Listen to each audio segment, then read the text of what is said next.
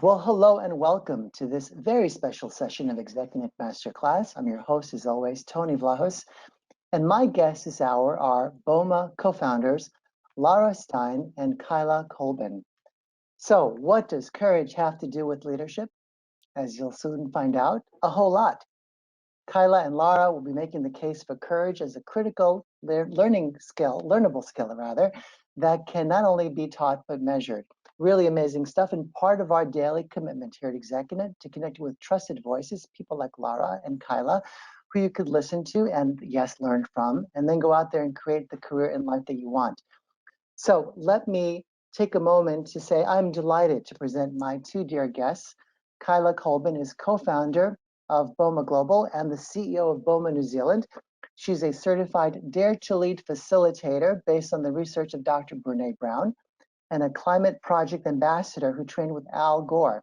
She's also co-founder of the nonprofit Ministry of Awesome. I love that title, by the way. Was the Thank you. curator licensee for TEDx Christchurch in New Zealand and TEDx Scott based in Antarctica. Lara Stein is the co-founder and CEO of Boma Global. Prior to founding Boma, Lara was the executive director of Women's March Global, where she built the Women's March Global platform and oversaw all Women's March initiatives outside the United States. Previously, Lara was MD Global Development at Singularity University, responsible for SU's global expansion and implementation of vision and strategy. Prior to her time at SU, Lara was the founder and director of the TEDx program at the TED conferences. With those brief introductions, welcome Kaila and Lara to the ExecuNet stage. They are all yours. Thank you so much, Tony. So I want to start by inviting you to come back in time with me. And I want you to imagine that the year is 2000, let's say 2003. No, sorry, I'm going to say 2012. 2012. Let's imagine the year's 2012. And I want you to imagine that you are the chief executive of a little company called YouTube. Now, your company's doing pretty well.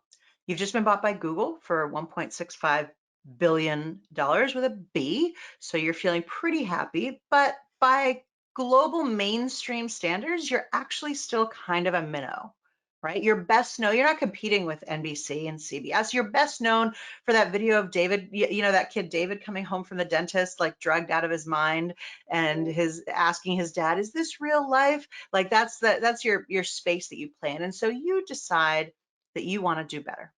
And so what you do is you set a goal. And your goal is that you want to reach 1 billion hours of videos viewed within 3 years. Now, by everything you've ever been taught about goal setting, this is an awesome goal, right? It's exactly like every MBA program you've ever been to is like, this is how you set a goal. It's smart, it's specific, it's measurable, it's achievable, it's realistic, it's time-based, it's audacious and hairy, it's galvanized, a North Star, it's like everything, it galvanizes the team. Everything you've ever been taught about goal setting, it's ideal. And it works.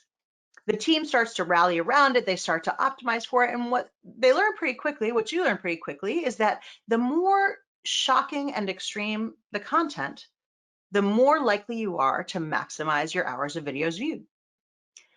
Fast forward 3 years, you're now a third of the way to the goal, and the VP of something or other comes to you and says, hey, Tony, you know that goal we set about 1 billion hours of videos viewed? Turns out that we may be optimizing content that is a little bit questionable in terms of our ability to reach that goal. We're surfacing violent content. We're surfacing content that's potentially unethical, potentially illegal, pornography, child pornography. What do you want us to do?